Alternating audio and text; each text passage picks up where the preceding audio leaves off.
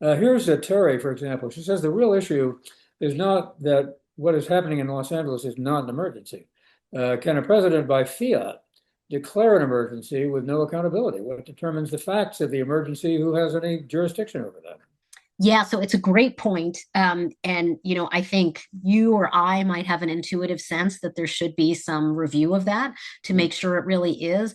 But there is a Supreme Court case on this one. So there was a case, Martin versus Mott, that it's a very, it's over 100 years old. And the Supreme Court in that case said that what counts as an emergency is effectively the president's judgment. We leave it to the president's judgment to decide. And again, I think the court gets to decisions like that from a place where the court doesn't want, first of all, the court doesn't want to put itself in the position of deciding what's an emergency. I think the justices are sensitive to the fact that they're not elected.